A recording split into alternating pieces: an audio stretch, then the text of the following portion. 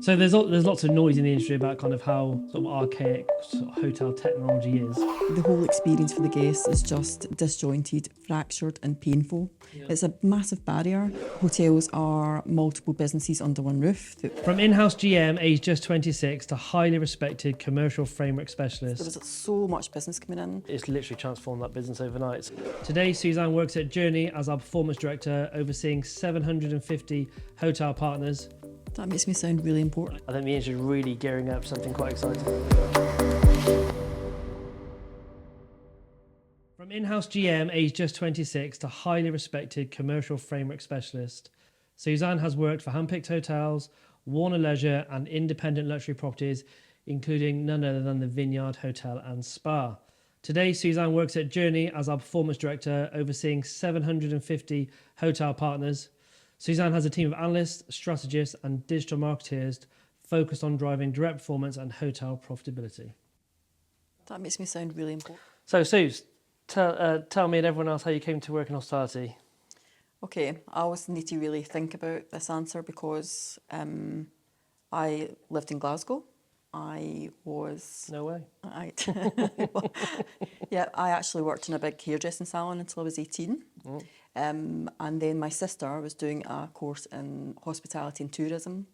And she said to me, when I decided I wanted to exit the Glasgow clubbing scene, take from that what you will, get a job in hospitality. Good. So I went off to the Lake District and started there. Cool. And how long ago was that then? Ish. Without giving too much away. The early 90s. Okay. And how's it all changed since then? I bet it's changed loads, Oh hasn't my it? God, so Hugh, it's massive. The change is enormous. When I started in a hotel, you literally had Whitney boards. Wow. Where when somebody phoned up, you wrote their reservations on a board, and then when you did their bill, it was carbon copy. Yeah. So that whole process of checkout was just so much longer than it is I bet now. there's some hotels who still use that today, actually, probably. Well, I think the good thing about it is if all your systems go down, which sometimes happens in a hotel, Yeah. I would know how to go in and do ledgers and billing and checkout, etc. But it also drove, when you think about property management systems, well, they came from that manual process. So I've seen the whole evolution. Okay. So there's lots of noise in the industry about kind of how sort of archaic sort of hotel technology is, and how fragmented the space is and that sort of stuff. Why do you think that's the case? I think hotels are multiple businesses under one roof that we know about, and there are different needs for how you account, the type of guests, how you sell and how you market, etc., how you capture that data. So it's siloed. You've got a specialist restaurant company, you've got a specialist bed company. It just is lots of different features and functions that you need under one roof, so it's tricky. And what do you think? So, I mean, it's interesting without kind of, wanting to talk about COVID, but I feel like digital adoption sped up in that time frame, and there's much more content being produced by many of the global big brands in our space around adopting and innovating more of this new technology that's about. I kind of feel like the whole world's woken up to the size of the opportunity that exists within the kind of global hospitality industry, and there's lots of new technology available. What advice would you give to people looking at that sort of stuff? Well, I think that when going back to 2020, it was about the hotels identifying an opportunity to make more money, and that came first. And now they're far better at refining the process for the guest. And I think if you don't continue to centre the guest at the heart of that experience, they'll slow down and guests will go elsewhere for technology that delivers a much nicer experience for them. Okay. So your main area of expertise, if you like, and passion lies in performance for hotels, helping them, drive more top line and more revenue. We kind of, I guess, when we first started the business like 13 years ago, we used to have some clients who had like 80% reliance on third parties to bring them business. And I'm sure there's probably a few still out there today with that much of a reliance. Obviously, that has changed. And I guess hotels have woken up more now to and understand more how to be in control of their own direct channel and win more direct business. What other levers do you think they can pull to really maximise that sort of performance? So the thing that blows my mind about why hotels still spend so much with the third-party channels is that, one, they don't look properly at what that genuinely costs them. So I think if you start to look at, one, what's your threshold, what's your marketing threshold of cost for a new guest versus your existing. So if you start there, the conversation changes completely. Then you can look at, right, what's my pricing? Where am I putting that price out, and where is it lower and where is it higher? Mm-hmm. Really, most hotels that we talk to initially, they're cheaper on the third party. Yeah, You know, crazy. and within 4 to 6 weeks, when we've restructured everything for them, their costs have come down, their direct channel's gone up, and they've increased their top line sales. It's an absolute no-brainer. Yeah, good, okay. Yeah, I don't know if you want to share a very simple tactic you deployed the other day at a property, which kind of then pushed their direct channel to be their number one channel, I think, first time ever. Do you want to just share what that was? Yeah, I thought it was definitely. fascinating. Yeah, so the So first thing we simple. did, it really was simple. So the first thing we did was look at where the pricing's at. How could we stretch that pricing across the different channels? So we looked at the direct channel, we increased the rates because we knew that the guests would absorb, they would pay that amount. Then we took a 15% discount for all online business. Mm-hmm. The reason we took that decision was because the hotel was still missing 500 calls Okay. every week. Wow.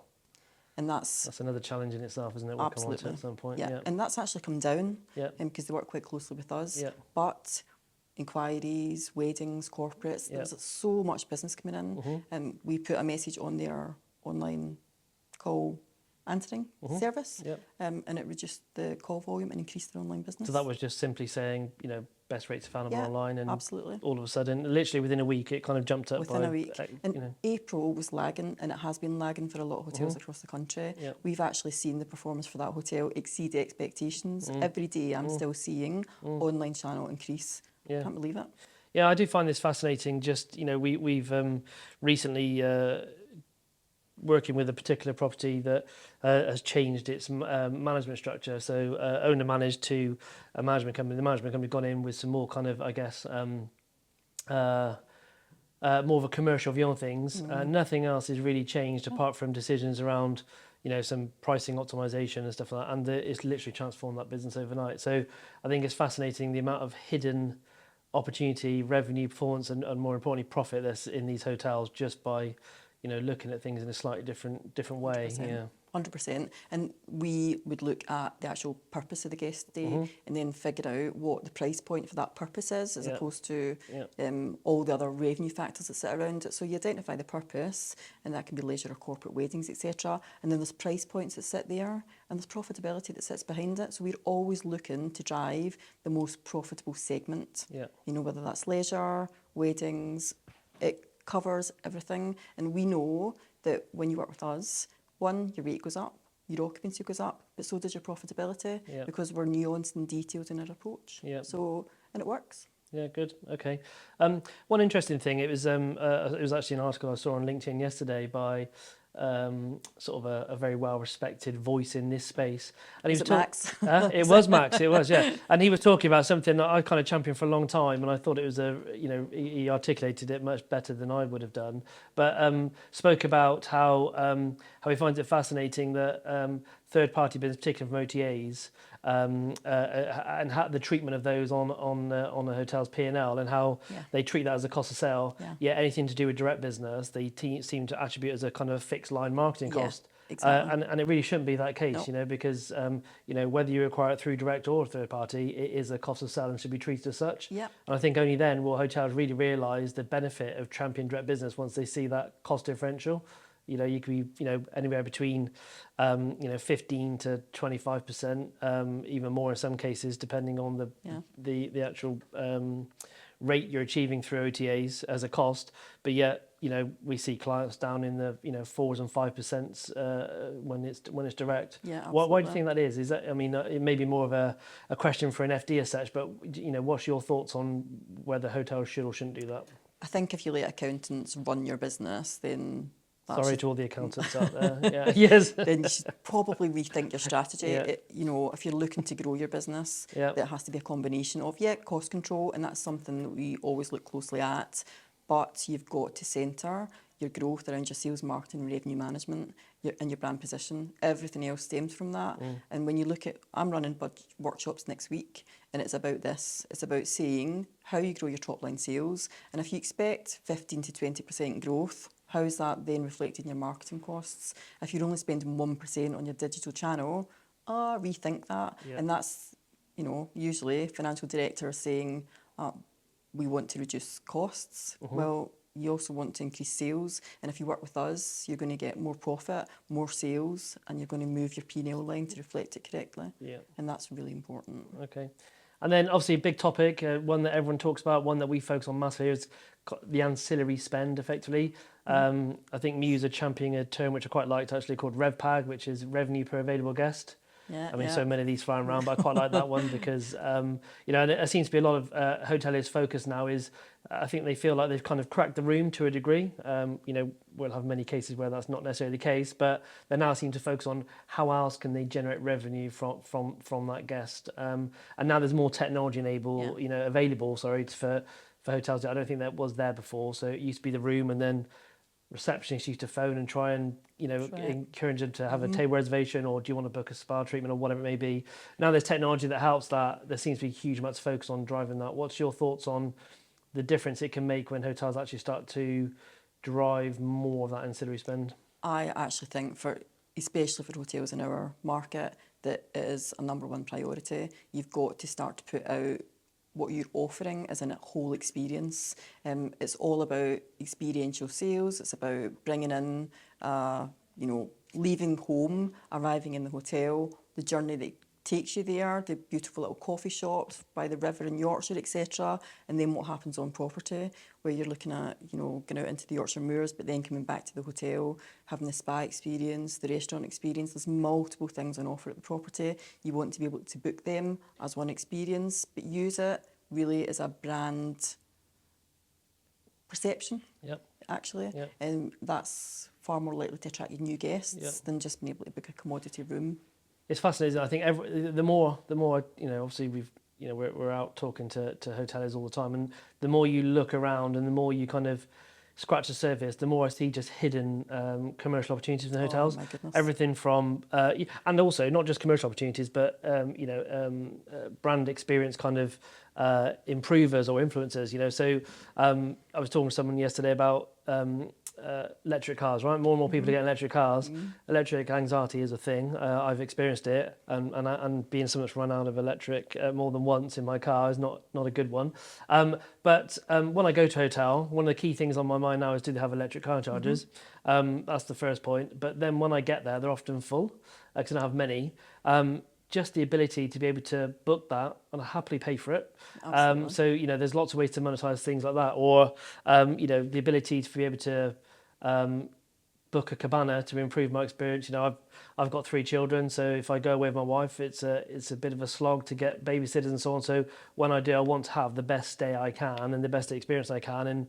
And went to a spa recently, and the cabana was, they had cabanas outside and they were all kind of full, or some was empty but had towels on, and I couldn't really get on one. And that kind of annoyed me a little bit and ruined it a little bit. And if I could have booked one of those for a particular hour slot and paid £50 for that privilege, I would have done that. Yeah. And I quickly in my head was, as I do when I go to these places, do the maths. Well, they got 10 cabanas, X amount of hours a day, X amount of days a year. And you're thinking, wow, that's like a massive commercial opportunity. Why don't hoteliers do that more? What stops them doing that? I think that they see it as a complicated process because the technology is not there. Yeah, okay. Or it's never been easy to adopt.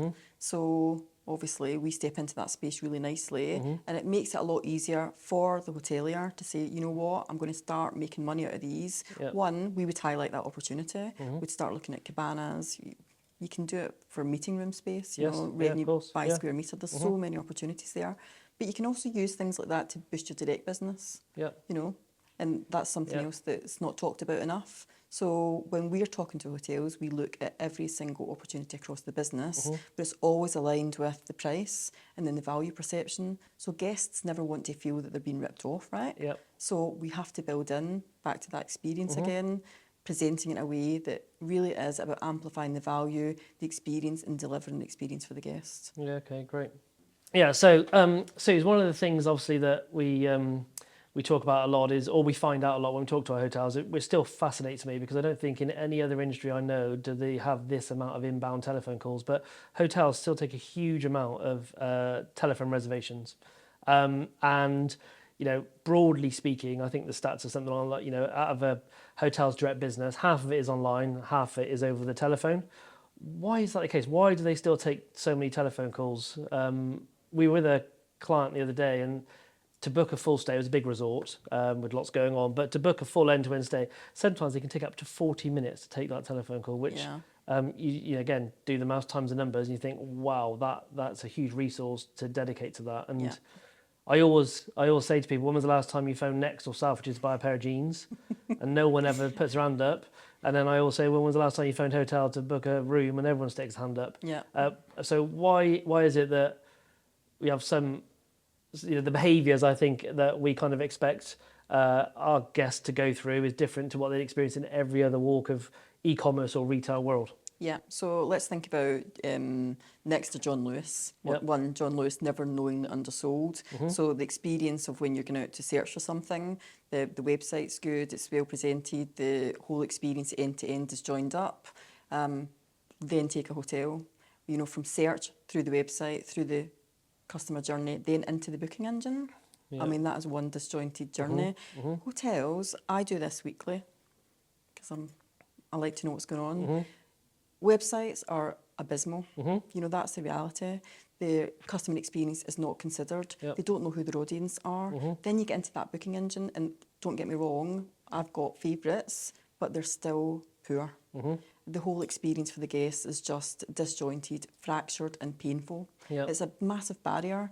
There's content missing from websites. You don't really genuinely know what you can offer. The proposition's not clear. The tone of voice is never really properly considered. They're not speaking to me.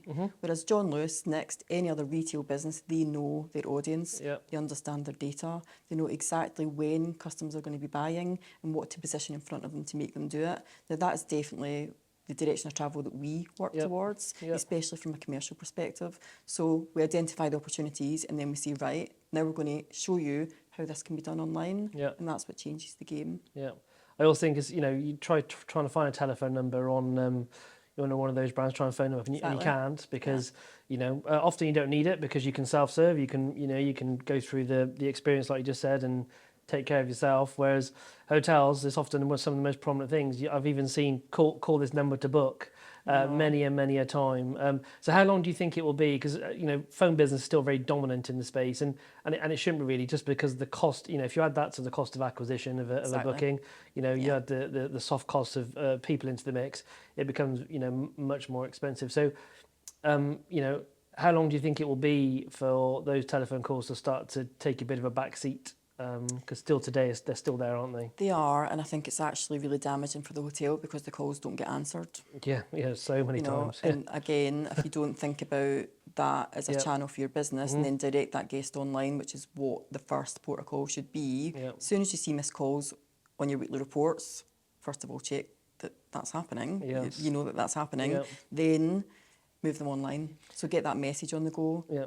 Offer a good incentive.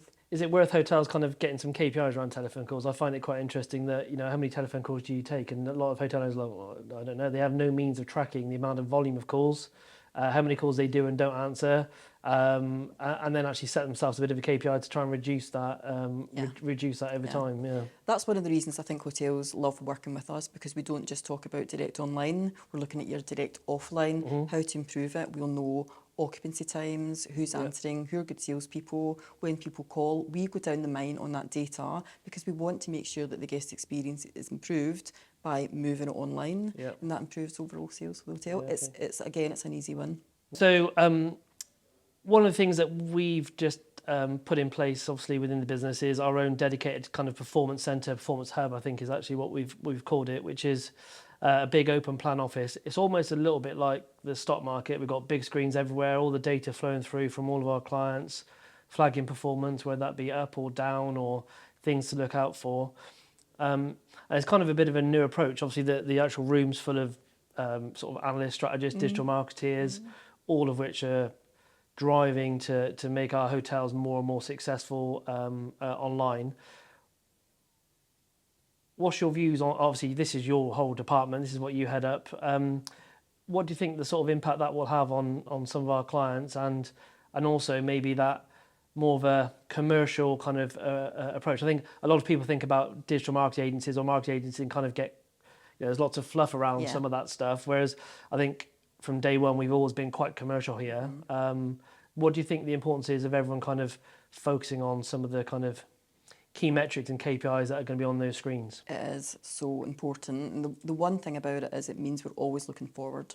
Yeah. So bringing digital marketing, that web experience and that journey coupled with our product is a game changer. And we already know, because there's hotels that work with us on full performance, and they're the ones that are the most successful. You've got one dedicated team. We're all together. We're talking every single day. We can see those data points go up and down, and we're always looking ahead. Yeah. And when you've got just outside the Performance Hub a whole creative team, that we can build campaigns linked to commercials, linked to that guest experience, it changes the game. Yeah. And I think it's quite fascinating. I've seen this kind of more and more now, there's a bit more kind of emergence around this crossover between digital marketing analytics, if you like, data, and revenue data starting to form in the middle, which is exactly what it should be, because that's the sweet spot when it comes to direct business, understanding obviously the revenue and optimization side of where you're pacing and so on, and where your gaps are, overlaid with that digital marketing data to help fill that space, I guess. Yeah. What's really fascinating about that, and I will apologise now to all my revenue tribe, but the guest experience in that digital marketing play is actually critical in the whole customer experience journey. The reality is, sorry everyone, but ultimately, if your price point's right online, the guest is booking. And revenue people, and I'm one of them, we love to analyse every single bit of data, all the nuance, and we should, but we don't want to be talking about that all the time. It's about then who your target audience is, how you attract them through really good digital, a really good digital vision, actually, and presenting that out to the guest. And that's actually what makes the difference. So talking about revenue management then is a controversial one, an interesting one. So with the emergence of obviously AI doing so much of that data analysis with absolutely zero cognitive load, they could just keep going for days and hours on end. Do you think the role of a revenue manager is going to die? There's lots of these RMS, there's loads of RMSs, more than ever before. We've seen firsthand working with some of the partners that we do that they do have a good solid impact on the performance of a lot of our clients. So do you think the role of a revenue manager is dead or just changing? Changing. I think it needs to be broadly more commercial. You have got to align digital marketing to that. And actually, if you think about digital marketing as a channel, then it would sit under that commercial function, which is what we do here. Yeah. Okay. So I think that does make a massive difference to hotels, and I would expect to see hotel brands moving in that direction, with revenue management and digital being as one. Yeah, and I think they probably have got to work a lot closer. It's the same as people always say, like, sales and marketing to work together a lot more. Digital and revenue should be working together more. So many times we see, things going on from a pricing perspective that the in-house marketing team had no idea about, and therefore us as acting as maybe their outsourced digital department didn't know about. Sometimes we'll be doing campaigns for periods and rooms that are already full. Because the right hand doesn't know what the left hand's doing. So that coming together, and also now with, I guess, the technology like the RMS, is that visibility for everyone to see what's going on is so important. I don't think it's been it's not been nailed that yet in the space, but I think people are starting to realise more and more that actually they should be almost sat next to each other in the office or wherever. Definitely. Communicating and collaborating on plans and strategy, 100%. And we think about the pricing and revenue piece as the kind of foundation, and then we build up all our pillars from that. Yeah, good. So exciting times ahead. I'm fascinated with what the next 12 months and beyond brings when it comes to performance hotels. I think the industry is really gearing up for something quite exciting. They kind of seem a bit more wide open and intrigued as to what technology and particularly the emergence of AI can do for them. So it's going to be fun. Good. Just a couple of quick questions to finish off then. What's your favourite holiday destination? right, this is going to be absolutely obvious for everyone that knows me, but it's France. Okay. Yeah. Yeah. Why? Because it's got literally everything. French people, and that's not popular. It's not a popular opinion. Yeah. I spent many a summer in France when I was in my 20s. Yeah. That's for another Okay. Yeah. story. Yeah. Skiing. Okay. So I go skiing a lot, and it's the only time really that I completely switch off. I don't stay in hotels. I'm hurtling down a mountain. I'm not thinking about what you talked about earlier, counting up the cabanas, which Yeah. I do too. Lakes, mountains, beaches, surfing, that is 100% utopia for me. Nice. Sounds good. What's your best retail brand then? If you were to define the best online experience you ever have with a brand, which one would that be? Oof, good question. I know. Surprised you with that one, haven't I? Retail at Selfridges. Okay. Yeah. Good. Nice and clean, easy Yeah. to use, easy to check out. I can find what I want, good brands. Good. And last one, what would be your number one top tip for a hotel today? So if you were to go back as a GM, but fast forward a few years to today, what would be the first thing that you'd implement in a hotel? A customer journey that centres the guest experience online, and I'd start to really amplify that direct channel. It's a no-brainer. Good. Thank you very much.